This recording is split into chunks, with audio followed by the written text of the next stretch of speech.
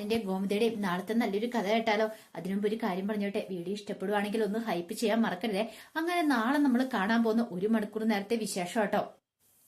ഇത്രയും ദിവസം അരമണിക്കൂറായിരുന്നു. എന്നാലും നാളെ നമ്മള് മെഗാ എപ്പിസോഡാണ് കാണാനായിട്ട് പോകുന്നത്. ഇന്നലെ നമ്മൾ കണ്ടു, ഒടുവില് എന്ത് ചെയ്യണമെന്നറിയില്ലാതെ കുഞ്ഞിന് വാങ്ങിയ ആ കുഞ്ഞുടുപ്പൊക്കെ ഇങ്ങനെ നെഞ്ചോട് ചേർത്ത് പിടിച്ച ആനന്ദ് ഹോസ്പിറ്റലിന്റെ ഐസിയുവിന്റെ ഫ്രണ്ടിൽ ഇരിക്കുകയാണ് ഹോസ്പിറ്റലില്. ആ സമയത്ത് മീനാക്ഷിക്കും എന്ത് ചെയ്യണമെന്ന് അറിയണ്ടായിരുന്നില്ല. കാരണം ആനന്ദേണ്ണെ എങ്ങനെ സമാധാനിപ്പിച്ചിട്ടും കാര്യമില്ലെന്നറിയാം. ഒരുപക്ഷെ ആനന്ദേണ്ട വിഷമം ആനന്ദേണ്ണല്ലേ അറിയത്തുള്ളൂ. അത്രമാത്രം ആഗ്രഹിച്ചിട്ടുണ്ടായിരുന്നു ആനന്ദേട്ട കുഞ്ഞിനെ. അതൊക്കെ ഓർത്ത് കഴിഞ്ഞപ്പോ വല്ലാത്തൊരു വിഷമമായിരുന്നു. ഇതേ സമയത്ത് ബാലൻ ഗോമതിയോട് പറഞ്ഞു, ഗോമതി ഒരു കാര്യം ചെയ്യാം, ഞാൻ പോലീസ് സ്റ്റേഷനിലേക്ക് വിളിക്കാം. പോലീസ് സ്റ്റേഷനിലേക്ക് വിളിച്ചിട്ട് കാര്യങ്ങളൊക്കെ പറയാന്ന് പറഞ്ഞു. അപ്പോഴേക്കും ഗോമതി പറഞ്ഞു, വേണ്ട ബാലേട്ട, ഒന്നും പറയണ്ട, ശരിയാകത്തില്ല. പറഞ്ഞു കഴിഞ്ഞിട്ടുണ്ടെങ്കിൽ എന്ത് സംഭവിക്കാം, ബാലേട്ടനെ കുരുതി കൊടുക്കാൻ ഞങ്ങൾ സമ്മതിക്കില്ല എന്ന് പറഞ്ഞു. ഒരു കാരണവശാലും ഗോമതിയും അതുപോലെ തന്നെ അനുമോളും ഒന്നും സംഭവിച്ചില്ല പോലീസ് സ്റ്റേഷനിൽ വിളിക്കാനായിട്ട്. ഒടുവിൽ ബാലൻ പറഞ്ഞു, വിളിക്കാതിരുന്നിട്ട് കാര്യമില്ല, ഇതിന്റെ പേരിൽ എന്ത് പ്രശ്നം ഉണ്ടെങ്കിലും അതൊക്കെ ഞാൻ അനുഭവിച്ചോളാന്ന് പറഞ്ഞു.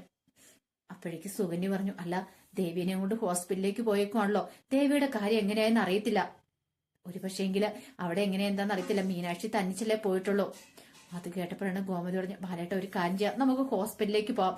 എന്താണെങ്കിലും അലോക് ഇപ്പൊ ഇവിടെ തൽക്കാലത്തേക്ക് കിടക്കട്ടെ, അലോകിന്റെ കാര്യത്തിൽ നമുക്ക് തീരുമാനം എടുക്കാം. ഇനിയിപ്പൊ പറഞ്ഞിട്ട് കാര്യമില്ല, ദേവിയുടെ കാര്യം എങ്ങനെയാന്ന് അറിയില്ലാത്തതുകൊണ്ട് നമുക്ക് അങ്ങോട്ടേക്ക് ഒന്ന് പോവാം ബാലേട്ടാന്ന് പറഞ്ഞു. അങ്ങനെ ബാലിനെയും വിളിച്ചുകൊണ്ട് ഗോമതി ഹോസ്പിറ്റലിലേക്ക് പോകണം. അപ്പൊ സുകന്യയും അനുമോളും വീട്ടിൽ തന്നെയുണ്ട്. ഇനിയിപ്പൊ അവന്റെ കാര്യത്തിൽ ഒരു തീരുമാനം എടുക്കണമെങ്കിൽ സമയം പിടിക്കും. പെട്ടെന്ന് എന്താ ചെയ്യേണ്ടതെന്ന് അറിയത്തില്ല. ഒരിടത്തും അങ്ങനെ ബോഡി ഒന്നും കൊണ്ടേ ഇടാൻ പറ്റില്ലല്ലോ. ബോഡി കൊണ്ട് ഇട്ടിട്ടുണ്ടെങ്കിൽ പിടിക്കപ്പെടും എന്നുള്ള കാര്യം ഉറപ്പാണ്. അതും ചെയ്യാൻ പറ്റില്ല. പിന്നീട് അവര് ഹോസ്പിറ്റലിലേക്ക് പോയി. ഈ സമയത്ത് വല്ലാത്ത ടെൻഷനിലാണ് ഇരിക്കുന്നത് ആനന്ദിന് എന്ത് ചെയ്യണമെന്ന് പോലും അറിയത്തില്ല. കുറച്ച് കഴിഞ്ഞപ്പോഴത്തേനും ഡോക്ടർ അങ്ങോട്ടേക്ക് ഇറങ്ങി വരുന്നേ. ഈ സമയത്ത് ഗോമതിയും ബഹലിനും ഒക്കെ അങ്ങോട്ട് ചെന്നു. അപ്പോഴേക്കും ഗോമതി ചോദിച്ചു, എന്തായി ഡോക്ടറെ, ദേവിമോൾക്ക് എങ്ങനെയുണ്ടെന്ന് ചോദിച്ചു. അതെ, ഞങ്ങൾ മാക്സിമം ട്രൈ ചെയ്യുന്നുണ്ട്, ഒന്നും പറയാറായിട്ടില്ല എന്ന് പറഞ്ഞു. നിങ്ങൾ പ്രാർത്ഥനയോടെ കാത്തിരിക്കാൻ പറഞ്ഞു. അതൊരു പ്രതീക്ഷയുടെ വാക്കുകളായിട്ടാണ് മീനാക്ഷിക്കൊക്കെ തോന്നിയത്. പിന്നീട് മീനാക്ഷി എന്ന് ആനന്ദനോട് പറഞ്ഞു, ആനന്ദേട്ടൻ ധൈര്യമായിട്ടിരിക്കുക, ആനന്ദേട്ടൻ എന്തിനാ ഇങ്ങനെ വിഷമിക്കേണ്ട കാര്യമൊന്നുമില്ല, ഞങ്ങളൊക്കെ ഇല്ലെന്ന് ചോദിച്ചു. ശ്രീദേവി ചേച്ചിക്ക് ഒന്നും സംഭവിക്കില്ല, വയറ്റിൽ കിടക്കുന്ന കുഞ്ഞിനും സംഭവിക്കില്ല എന്ന് പറഞ്ഞു. അങ്ങനെ ആനന്ദിനെ പറഞ്ഞ് സമാധാനിപ്പിക്കുന്നുണ്ട്. ഈ സമയത്ത് മീനാക്ഷിക്ക് ചോദിക്കണമെന്നുണ്ട്, അമ്മയോട് എങ്ങനെ എന്താ ഏതാന്നൊക്കെ, അലോകിന്റെ കാര്യം എങ്ങനെ, അലോകിനെ പറഞ്ഞു വിട്ടോന്നൊക്കെ. പിന്നീട് മീനാക്ഷി പതുക്കെ ഗോമതിയുടെ അടുത്ത് നിന്നിട്ട് ചോദിച്ചു, അമ്മേ അലോകിന്റെ. അപ്പോഴേക്കും ഗോമതി ഇങ്ങനെ മീനാക്ഷിയെ കണ്ണുകൊണ്ട് കാണിച്ചു, ഇപ്പൊ ഒന്നും മിണ്ടണ്ട, ആനന്ദ് കേൾക്കുന്ന്. ഗോമതിയും ബാലനും മീനാക്ഷിയും കൂടെ ഇത്തിരി അങ്ങോട്ട് മാറിപ്പോയിരിക്കുന്നുണ്ട്. പിന്നീട് മീനാക്ഷി ചോദിച്ചു, അലോകിന്റെ കാര്യം എങ്ങനെയായമ്മേ, അവനെ പറഞ്ഞു വിട്ടോന്നൊക്കെ ചോദിക്കുന്നുണ്ട്. മോള് പേടിക്കൊന്നും വേണ്ട, ആ കാര്യമൊക്കെ ഞാൻ നോക്കിക്കോളാന്ന് ബാലന് ഉറപ്പ് കൊടുക്കുവാണ്. ഇനിയിപ്പം അവന്റെ തലക്കിട്ടടിച്ച് ആരാന്ന് ചോദിച്ചാലും ഞാനാന്ന് പറഞ്ഞാൽ മതി. തൽക്കാലത്തേക്ക് അതൊന്നും ഓർത്ത് ടെൻഷൻ അടിക്കണമെന്നൊക്കെ പറയണം. എന്നാലും വല്ലാത്തൊരു ബുദ്ധിമുട്ടായിരുന്നു മീനാക്ഷിക്ക്. എന്താ എങ്ങനെയെന്ന് അറിയത്തില്ല. അതേപോലെ തന്നെ ഹോസ്പിറ്റലിലെ കേസ്, ശ്രീദേവി വെച്ചിട്ട് കുഞ്ഞിന് എന്തെങ്കിലും പറ്റിയിട്ടുണ്ടെങ്കിൽ ആനന്ദാണ് സഹിക്കാൻ പറ്റില്ലെന്നറിയാം. ആ സമയത്താണ് ഡോക്ടർ പുറത്തേക്ക് വരുന്നത്. അപ്പോഴേക്കും ആനന്ദ് പെട്ടെന്ന് ഓടിച്ചെന്നു, എന്തായി ഡോക്ടറെ, എന്റെ കുഞ്ഞിന് എങ്ങനെയുണ്ട്, എന്റെ കുഞ്ഞിന് കുഴപ്പമൊന്നുമില്ല അല്ലേന്ന് ചോദിച്ചു. അത് കേട്ടുകഴിഞ്ഞപ്പോൾ ഡോക്ടർ പറഞ്ഞു, അതെ ഒരു പ്രശ്നമുണ്ട്, ഞങ്ങൾ മാക്സിമം ട്രൈ ചെയ്തു, ശ്രീദേവി പയറിടിച്ചല്ല വീണേ, അതുപോലെ തന്നെ പ്ലാസിന്റെയൊക്കെ ഉണ്ടായ ചില പ്രശ്നങ്ങൾ മൂലം കുഞ്ഞിനെ ഞങ്ങൾക്ക് രക്ഷിക്കാൻ പറ്റിയില്ല എന്ന് പറഞ്ഞു. അത് കേട്ടുകഴിഞ്ഞപ്പോഴത്തേനും ആനന്ദിന്റെ റിലേ പോയി. ആനന്ദ് അവിടെ കിടന്ന് അലറി വിളിച്ച് ഒറ്റ കരച്ചിലായിരുന്നു. അത് കേട്ടുകഴിഞ്ഞപ്പോഴത്തേനുമാണ് മീനാക്ഷിയൊക്കെ അങ്ങോട്ട് ഓടിച്ചെല്ലുന്നേ. ചെന്ന് കഴിഞ്ഞപ്പോഴത്തേനും ആനന്ദ് ആകപ്പെടെ ഭ്രാന്ത് പിടിച്ച മട്ടില് ആ കുഞ്ഞുടുപ്പുകളൊക്കെ നെഞ്ചോട് ചേർത്തിട്ട് എന്തൊക്കെയോ പലപോ ചെയ്യുന്നേ. ആ സമയം ബാലനൊക്കെ ആനന്ദിനെ ചേർത്ത് പിടിക്കുന്നുണ്ട്. എന്താടാ മോനെ, എന്താന്നൊക്കെ ചോദിച്ചോണ്ട് എന്റെ കുഞ്ഞെന്നും പറഞ്ഞോണ്ട് ആനന്ദിന് വല്ലാത്തൊരു ബുദ്ധിമുട്ടായിരുന്നു. പിന്നീട് ആനന്ദ് എന്ത് ചെയ്തു, തളർന്ന് ബാലിന്റെ കയ്യിലേക്ക് കുഴഞ്ഞു വീണു. ബാലൻ ഒരു വിധത്തിൽ ആനന്ദിനെ അവിടെ പിടിച്ചിരുത്തുവാണ്. കോമതിയൊക്കെ വാവിട്ട് കരയുവാണ്. എന്ത് ചെയ്യാൻ പറ്റും ആനന്ദിന്റെ അവസ്ഥ. അതോടൊപ്പം തന്നെ ഇത്രയും നാളും കാത്തിരുന്ന ആ കൺമണിയെ ഒരു നോക്ക് കാണാനായിട്ട് പറ്റിയില്ലല്ലോ, അതിന്റെ ഒരു വിഷമവും കാര്യങ്ങളും ആയിരുന്നു.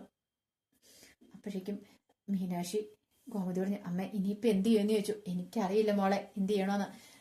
മീനാക്ഷി പറഞ്ഞു, വിഷമിക്കണ്ടമ്മേ, അമ്മ ധൈര്യമായിട്ടിരിക്കുക, അമ്മയും കൂടെ ഇങ്ങനെ തളർന്നു പോയിട്ടുണ്ടെങ്കിലോ. മീനാക്ഷി അവരെയൊക്കെ സമാധാനിപ്പിക്കാൻ ശ്രമിക്കുന്നുണ്ട്. പക്ഷെ അതും കൊണ്ടൊന്നും ആനന്ദിന്റെ ഒരു ആശ്വാസമായില്ല. ഇത്തിരി കഴിഞ്ഞപ്പോഴത്തേനും ആനന്ദിന്റെ തളർച്ച മാറിയപ്പോഴത്തേനും ആനന്ദ് ചാടി എഴുന്നേറ്റ് ഭ്രാന്ത് പിടിച്ച പോലെ ഓരോന്നൊക്കെ പൊലമ്പുകയും കയ്യിരുന്ന ഉടുപ്പൊക്കെ അങ്ങോട്ട് വലിച്ചെറിയുകയും ചെയ്യുകയൊക്കെ ചെയ്യുവാണ്. അപ്പോഴേക്കും അവിടുത്തെ അറ്റൻഡർമാരൊക്കെ അങ്ങോട്ട് വന്നു ആനന്ദിനെ പിടിച്ച് ബലമായിട്ട് പിടിച്ച് നഴ്സുമാരെല്ലാം ഓടി വന്നു. ആനന്ദിന്റെ വെപ്രാളം കാര്യങ്ങൾ കണ്ടു കഴിഞ്ഞപ്പോ അവരെല്ലാരും കൂടെ വന്ന് ആനന്ദിനെ പിടിച്ച് സമാധാനിപ്പിക്കാൻ ശ്രമിക്കുന്നുണ്ടായിരുന്നു. പക്ഷെ അതും കൊണ്ടൊന്നും ആനന്ദ് അടങ്ങുന്നുണ്ടായിരുന്നില്ല. കാരണം ഇത്രയും കാലം ആ ഒരു കുഞ്ഞിന് വേണ്ടിയിട്ടാണ് കാത്തിരുന്നത്. ആ ശ്രീദേവിയെ വീട്ടിലേക്ക് തിരികെ കൊണ്ടുവന്ന പോലും അതിനായിരുന്നു. ഇത്രയും കള്ളത്തരങ്ങളൊക്കെ ചെയ്തിട്ടും ശ്രീദേവിയെ തിരിച്ചു കൊണ്ടുവരാനുള്ള കാരണം കുഞ്ഞെന്നുള്ളൊരു ചിന്ത ഉള്ളതുകൊണ്ട് മാത്രമാണ്. പക്ഷെ ആ കുഞ്ഞാണ് നഷ്ടപ്പെട്ടിരിക്കുന്നത്. അത് ചിന്തിക്കാൻ പറ്റുന്നതിനപ്പുറമായിരുന്നു ആനന്ദിനെ അടക്കി നിർത്താനായിട്ട് അവരൊക്കെ പാടുപെടുന്നുണ്ടായിരുന്നു. അതേസമയം ബാലൻ പോലും തകർന്നു പോയായിരുന്നു ആനന്ദിന്റെ ഈ പ്രവർത്തികളൊക്കെ കണ്ടു കഴിഞ്ഞപ്പോ. പിന്നീട് ഗോമതി പറഞ്ഞു, എന്ത് ചെയ്യും ബാലേട്ടാ നമ്മള്? ഇനിയിപ്പം ദേവിമോളോട് എങ്ങനെ പറയും? ദേവിമോള് പ്രതീക്ഷയോടെ കാത്തിരിക്കുമല്ലേ? ദേവിമോളുടെ വീട്ടുകാരോട് ഇതൊക്കെ അറിഞ്ഞാൽ അവർക്ക് സഹിക്കാൻ പറ്റുമെന്ന് ചോദിച്ചു. ബാലൻ പറഞ്ഞു, സഹിക്കാതെ എന്ത് ചെയ്യാൻ പറ്റും ഗോമതി? ഇതൊക്കെ ചിലപ്പം വിധിയായിരിക്കും എന്ന് പറഞ്ഞു. ഞാൻ അപ്പോഴേ പറഞ്ഞില്ലേ, സ്വാമി പോറ്റി പറഞ്ഞ് എന്തൊക്കെ പ്രശ്നങ്ങളുണ്ടെന്ന്. ചിലപ്പോൾ ഇതൊക്കെ ആയിരിക്കുമോ ബാലേട്ടാന്ന് ചോദിച്ചു. ബാലൻ പറഞ്ഞു, നീ ഒന്ന് സമാധാനമായിട്ടിരിക്കുക, ധൈര്യമായിട്ടിരിക്കുക എന്നൊക്കെ പറഞ്ഞ് സമാധാനിപ്പിക്കുകയാണ്. അങ്ങനെ കുറെ സമയം കഴിഞ്ഞു കഴിഞ്ഞപ്പോഴത്തേനും ഡോക്ടർ ദേവിയുടെ അടുത്തേക്ക് വന്നു. ആ സമയത്ത് ദേവി മയക്കത്തിൽ നിന്ന് പതുക്കെ ഉണർന്നിട്ടുണ്ടായിരുന്നു. പിന്നീട് ദേവി തന്റെ വയറ്റിലേക്ക് ഇങ്ങനെ കൈ വെച്ച് നോക്കുമ്പോൾ ഒരു കാര്യം മനസ്സിലായി.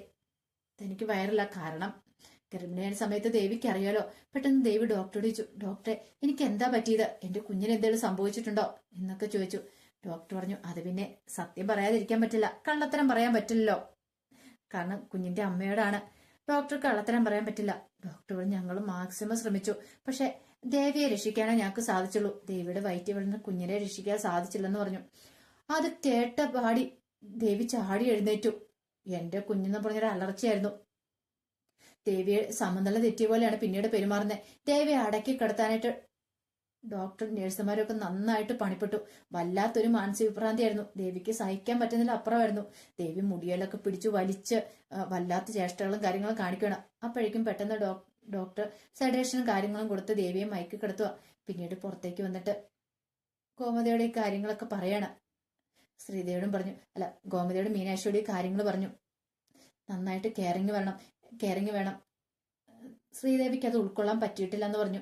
പിന്നീട് അവരകത്തേക്ക് കയറി ചെല്ലുമ്പോഴത്തേനും ദേവി ഇങ്ങനെ മയങ്ങി കിടക്കുന്ന കാഴ്ചയെ കണ്ടേ. അത് കണ്ടു കഴിഞ്ഞപ്പം ഗോമതിക്കും മീനാക്ഷിക്കും ഒന്നും സഹിച്ചില്ല.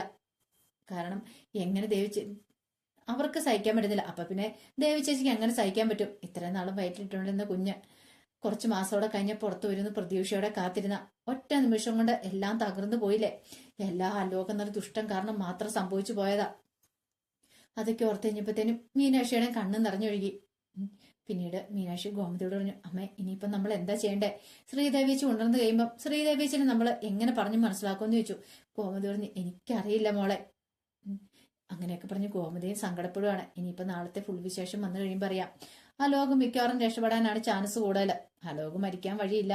ദേവിയുടെ കുഞ്ഞു മരിച്ചല്ലോ, അപ്പൊ കുടുംബത്തിലൊരു ദുരന്തം ഉണ്ടാകുന്നു പറഞ്ഞു. ഒരുപക്ഷെ ഇതായിരിക്കും സ്വാമിപ്പൂറ്റി പറഞ്ഞ ദുരന്തം. മിക്കവാറും ആ ലോക വീണ്ടും ജീവിതത്തിലേക്ക് മടങ്ങി വരും. അവന് ചിലപ്പോൾ ബോധം കിട്ടു പോയതായിരിക്കും. സുഗന്ധിക്ക് പെട്ടെന്ന് തോന്നിയതായിരിക്കും അവന് ശ്വാസമില്ല, അവൻ മരിച്ചു പോയെന്നുള്ള കാര്യം. എന്താണെങ്കിലും ബോധം വീണ് കഴിഞ്ഞിട്ടുണ്ടെങ്കിൽ ഇനി അവന്റെ കാര്യത്തിൽ ഒരു തീരുമാനം ഉണ്ടാക്കും ബാലൻ.